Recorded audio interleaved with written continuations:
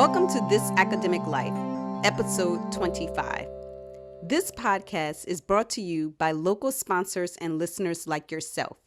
If you're interested in sponsorship, then please contact us at sponsor@thisacademiclife.org.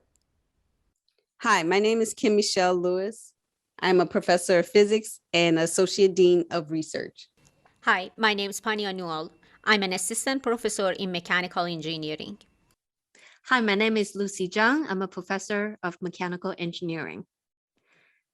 As we're recording this episode, which is sometime late January, we're entering into the season of hiring and season of faculty search and applications are due. We thought we should designate this episode on talking about recommendation letters. Sometimes we also call them reference letters. These recommendation letters or reference letters are a critical piece of the package when academic job seekers are hoping to land a faculty position at an institution. They are equally important when it comes to tenure and promotions. In this episode, we'll be talking about what you should expect from your letter writers and what some of the important information that search committees or promotion tenure committees are looking for. Since the letters and expectations for entry academic position and tenure promotions are quite different, we'll split this conversation into two parts. For the first part, we'll be talking about these letters when you apply for a faculty position as an assistant professor. Then we'll talk about these letters for tenure and promotions. So let's first talk about these recommendation letters or reference letters when you first apply an academic position. Kim and I have been quite remote from this period of time, many years, I guess, like 16, 17 years. So maybe I will ask Pania to address some of these questions as she is on several search committees. So let's talk about how many letters does a typical faculty applications require? Thank you, Lucy. Most of the searches that I've been involved, and also when I applied for the position a couple of years ago, the requirement were 3 letters. When do these reference letters are actually submitted? Are you including these letters together with the package, or you will be asked about them once you pass certain rounds, like the first round of interview, or when you're actually about to be made an offer? So actually, to my knowledge, I think each school, they have different standards that they follow. Some, they require all the references to be submitted at the time of the applications. Some, they understand that those letter writers, they are really, really busy, and they know if they got 250 applications for a position, they don't ask for all those recommendation letters or reference letters to be submitted at the time of the submission. When they go through the very first rounds of the evaluations and when they identify, 10 to 15 candidates that they are there at the top of their list, then they request the candidate to reach out to their references and ask them to submit the reference letters. So to my knowledge, there are both ways that they are happening in the US academic systems. Yeah, that makes a lot of sense. I think if they are asked too early ahead of time, it creates too much burden for these letter writers. So now comes to a more heavier question. I think that's kind of hard to answer. Usually, whom should you ask for these letters? Well, I guess that's $1 billion question because, as you mentioned, there is a heavy weight on the letters when it comes to decide who we should send an offer to. My personal opinion, and this is just, again, very personal, I think that you should ask somebody who knows you really, really well technically, and they know what you've done in your field, and they can talk about your technical contribution, your leadership, and how you can add value to the institute that you are applying to. And also, you should know that they are writing you a strong letter. So by just knowing you, it's not enough. Knowing that they are writing a very strong positive letter. Also, you should know that they are very responsible people, that they would submit these letters on time, because that's your responsibility to make sure that all those 3 letters, they are submitted within the whatever required time that it's been asked to be submitted. So, and also they should be some senior or very well established researchers in your field. So when they talk about you and your technical contribution to the field, they themselves are among those well-known researchers in the field, so their letter has additional weight. Some junior researchers just got their PhD, they typically go to their advisor and they ask for their advisor. But if you are far away from your advisor, or you've done multiple postdoc positions, so maybe you can go to your mentors during your postdoc. I think that it varies from person to person. When you ask for the letter, always put the word, "Can you please give me a strong letter?" Don't ask that, "Oh, can you give me a letter of recommendation?" Make sure that they can give you a strong letter. That's great. Thank you, Pania. Kim, you're at administrative position. You probably have seen a lot of these applications for faculty positions.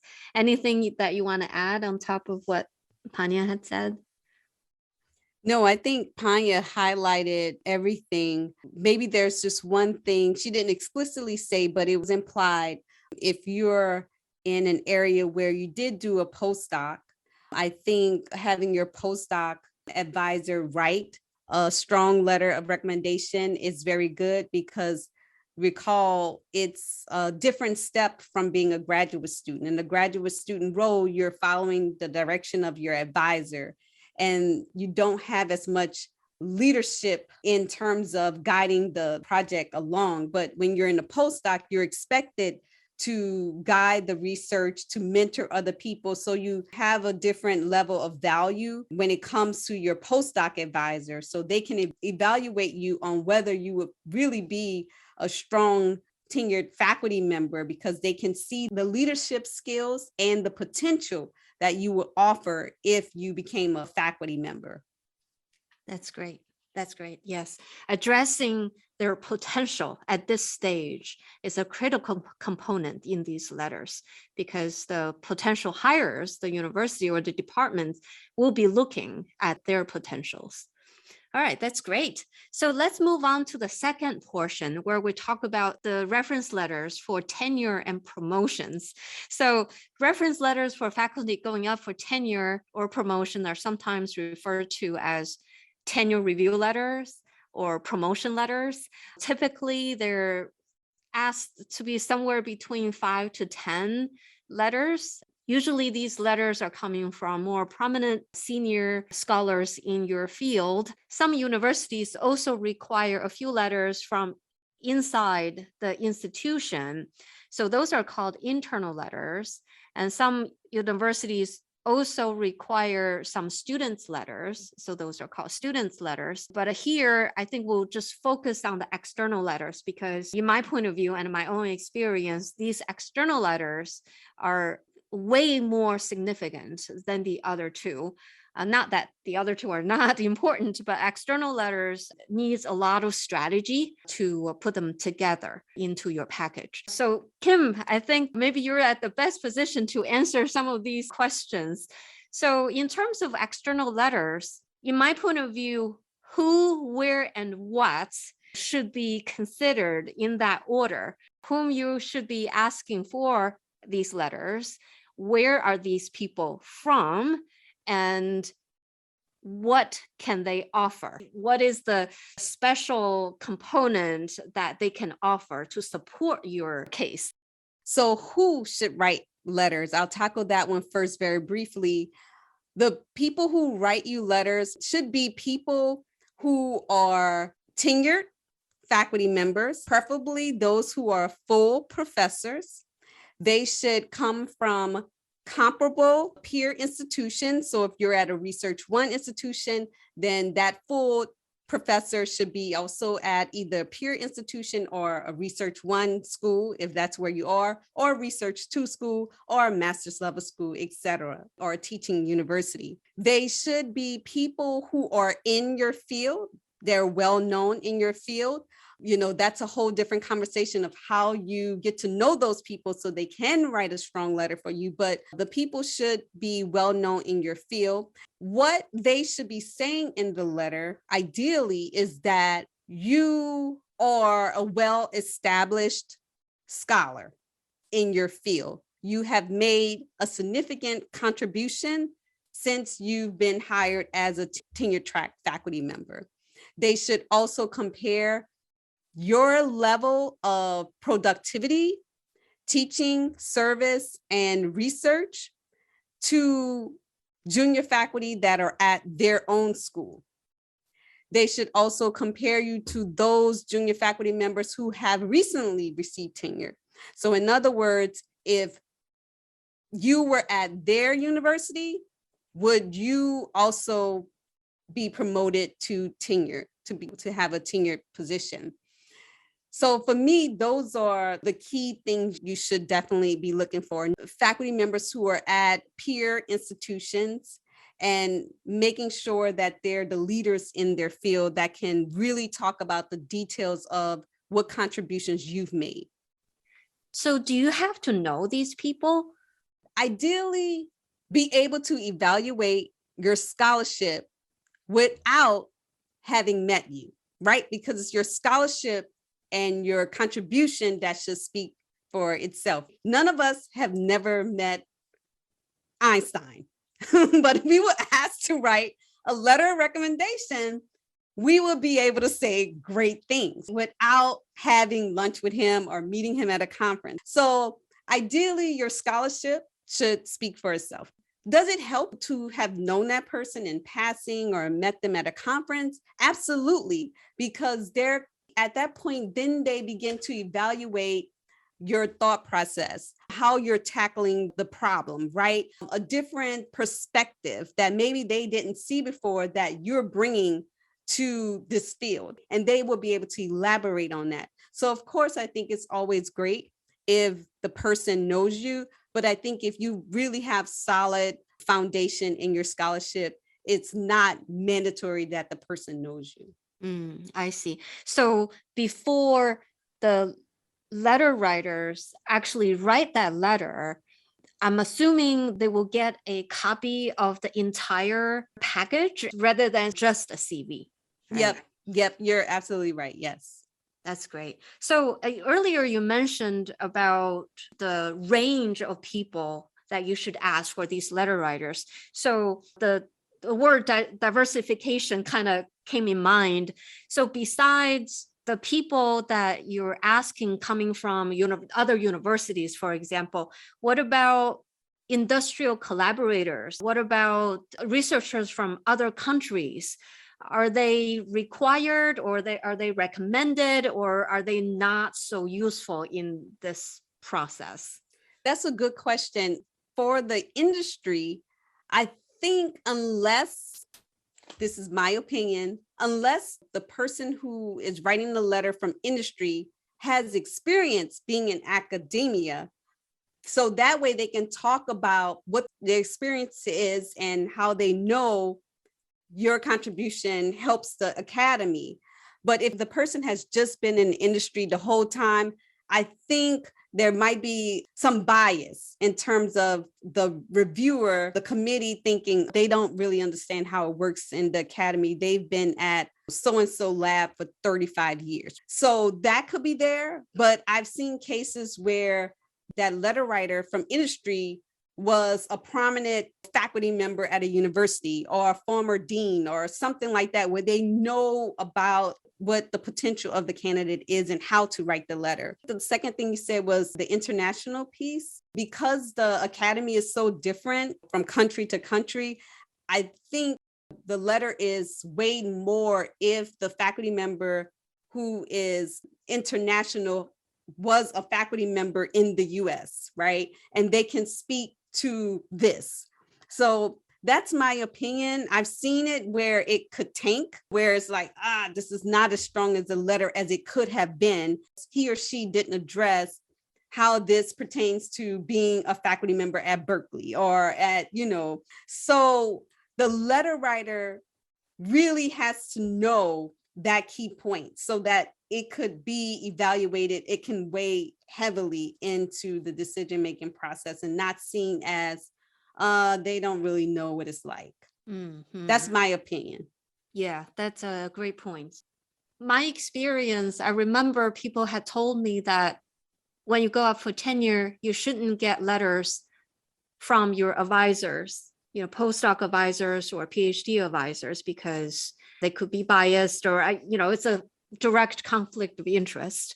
But your collaborators can write these letters. So I'm not really sure where the boundaries are. I'm guessing that's also depending on the institution requirements, but the advisors are definitely a big no-no. Is that right? Yeah, I would say so. I would personally stay away from the graduate, the PhD advisor, and probably the postdoc advisor, unless while I was a postdoc with that advisor had a patent or made some very significant accomplishment that was completely an individual situation, then I think it's worth it, because then I did make that discovery in his or her lab. And so I think it would be important for that postdoc to say, yes, Kim did this in my lab, totally independent from what we were doing. This is what so it could work. But I think if it doesn't have that heavy hitter type situation, I probably would just stay away from it. Yeah, I think one major difference comparing to the junior faculty initial search, it's almost the opposite. Here, by the time you go for tenure and promotion, they're looking for independence. So that's why you want to be kind of steer away from your old connections, because you want to show that you are now your own. You have your own collaborators. What if your department chair or the search committee asked these letter writers to write you this letter for your package and they don't respond?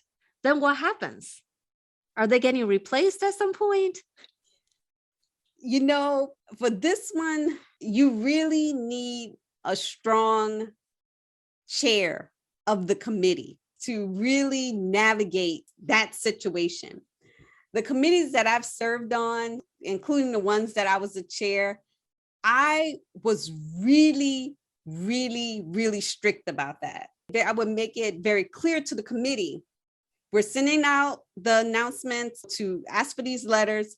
If we don't hear anything by this, we're going to follow up with a phone call to make sure it didn't get lost in email. It might be a busy time, blah, blah, blah. Because if you get a no, if you call and they say, no, I cannot write this letter, you have to do your due diligence and record that. You have to say, Professor X said no. You have to replace them. You have to record that. For me, that's my own philosophy, because you don't want to tamper with, this is a very, very, very, very important process for the junior faculty member. And so it's very important to document when these things happen. So the reason why a strong chair is needed is because you don't want that to happen. So you try to make sure that everybody you're going to contact is going to say yes. There were times where I was like, I think this person might say no. So we're not calling that person. You have to just be really rigid. And if your gut is saying you have to pick 10 people out of 15, you make sure you pick the 10 people that's going to respond, that is going to tell you yes. You don't want to set your junior candidate up for you to have to record that somebody said no or they didn't respond, and therefore you had to replace it.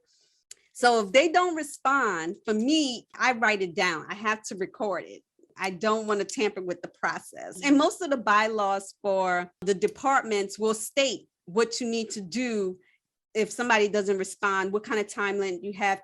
So sometimes it's just better off just looking at your faculty, your department bylaws. And sometimes those things are spelled out. So that's usually my default. Go to the faculty handbook. The faculty handbook doesn't state what to do, then go to my department bylaws. Yeah, those are tricky things, right? Because the names that you provide is a portion, maybe half or maybe a portion of the total number that they're going to select from. Some you have some control. So you give 10 names and they're all, you know that they're going to respond. But the other 10 that goes into the pool, you have no control because your search committee selected them. And then if they don't respond, it just doesn't look good no matter what. So I think, yeah, you're right. I think you really need some champion to really kind of be there and watch out for everything that comes through to make sure this package is complete. I recently ran into this problem with some search committee asked me to write this external letter for this faculty. And then in the small print with this request, it said that the applicant has the right to read this reference letter that I was asked to provide. That made me hesitate. I don't know how many times you have been asked to do stuff like that or run into the case where this applicant can see everything that you write. It used to be very close, so you can keep your letter very honest. But with the fact that they could read it at some point made me somewhat reserved because I felt like the candidate was not so strong. If he or she would not see the letter, I would write a very honest letter. But as a result, I ended up saying, no, I would not be able to provide a letter. So I don't know, how would you deal with that situation and how often have you seen that happening? Yeah, so a similar situation happened to me where I was asked to provide an external letter. And instead of saying no, because I've served on so many committees and I know what that implies when they say no. And I'm like, if this chair is anything like me, they're going to write this down and then, right, you come crazy and I won't be able to sleep at night. So what I did was I called the chair. I asked the chair in writing, because, everything has to be documented. I say, hey, I have some questions because I don't think I'm close enough to this applicant's field. And so they called me back right away. I said, hey, I'm in condensed matter physics. This is what I do. And I'm into this area. You're asking me to evaluate this area. And then I did a long pregnant pause, right? And they said, oh, okay, got it. Okay, got it. Sorry, Dr. Lewis, from some of the things we saw on your website, we might have overlooked that detail. Nice. And so I was like, great. I didn't say great, of course. I say, okay, thank you. I'm glad that we cleared that up. I don't know how the chair handled it, but for me, that was the most honest feedback I could give. So That's I was great. able to navigate the situation in that way. Right, right. And it will not impose any negative thing toward the applicant self. That's perfect. We had all written many letters for other people, but I think, Kim, you probably written the most because oftentimes you also have to work on the cases coming up in your own, like all the cases that coming up in your school. So what are the things that you think letter writers should be aware of? A great question. I think the letter writers should take this job very, very seriously, and they should not say yes haphazardly, and they really should put aside a time block to really write this letter thoroughly and spend time really evaluating it, because it's a very, very serious process. And they may have forgotten how stressful it is for a junior faculty to wait for these decisions. But the key things are, I think they should definitely keep it positive, make very strong cases for the applicant. I think they should make sure they say who they are. So if I'm writing a letter, I say, hey, I'm a professor of physics. I also serve as an associate dean of research. Here's my pedigree. graduated from the University of Michigan. I have a master's degree in electrical engineering. Basically, you want to say, I'm qualified to evaluate this candidate. The other thing is they want to be aware of unconscious gender bias. They want to make sure they're not using words to describe a male or female candidate in a demeaning manner. So, for example, they might say things like, oh, she's very nice, or she's always happy, or, oh, he's so caring. So you want to avoid those type of adjectives, and you just want to stick to the scholarship. She has strong research. Her contributions did this. So you just want to very clearly state facts. And sometimes it's very hard. We're all human. So, when I think of Pania, I'm like, she has a great smile, right? But I'm like, I'm writing a letter of recommendation. This has nothing to do with. And so I have to go back, even myself, to clean my letter and scrub it of all of those terms that have nothing to do with the scholarship of the person.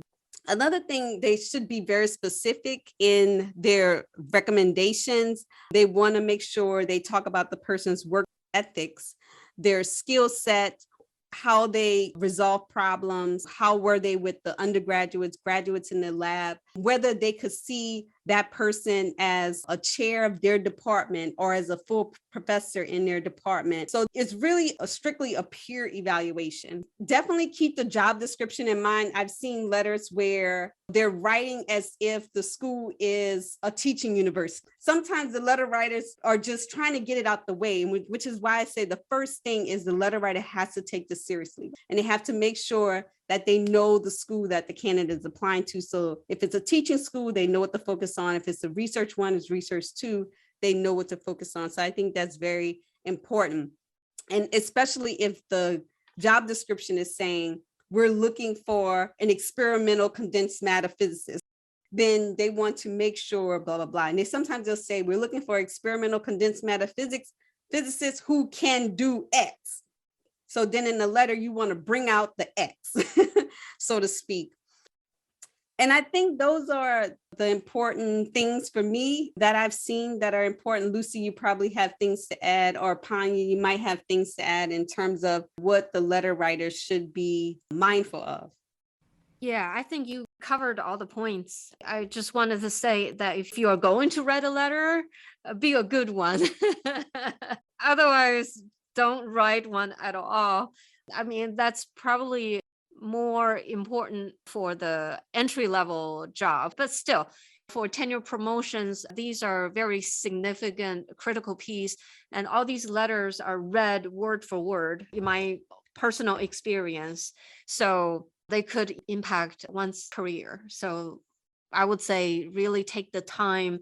Don't just change a name of some writing from another person's letter. And it's just, that's kind of irresponsible. And can I say one of the things, I think it's also, when you're asking for letters, like the names that you do select, I think it's important that you do spend time with that person. So if it's at a conference and you want that person to get to know who you are, not only your scholarship and your research, but what your philosophy is on other things like teaching and service. You want the committee to know you will be a good citizen of the department, right? And that this person is not just going to go in their lab, close the door, and get a Nobel Prize. What you want them to do, but you want to know that they're going to leave their office. They're going to come to department meetings. They have a teaching philosophy. They will fight for students who need to be at the unit. You want to know that person is going to be a whole citizen of the department. And I think that for me is one part that I often find that the letters are lacking. I want them to be able to come and serve as an undergraduate recruitment chair. I just don't want them to be the brilliant research scientists, right? Because they also have another component of their job, which is to service the students. If I could wish anything about changing a little bit of the letter writing, is to add that component of a full citizenship in the department, not just the scholarship, research, and publications and how much money they will bring in. Today, we've talked about writing reference letters for an academic job applicant and for someone going up for tenure or promotion, from both the letter writers and letter readers' perspectives. We hope our conversations today can help you find your next star letter writers so you can succeed in getting to wherever you want to be. Thank you so much for listening. We hope you enjoyed this conversation. This episode is sponsored by DeGrider and its portfolio in science, technology, engineering, and mathematics. For students and researchers in mathematics, DeGrider's 2022 catalog is now available on This Academic Life website. Find us at thisacademiclife.org or follow us on Facebook. You can listen to our latest episodes on iTunes, Spotify, Amazon Music, or Google Podcasts. If you're interested in sponsorship, please contact us at sponsor@thisacademiclife.org. Join us next time for the good, the bad, and the ugly of this academic life.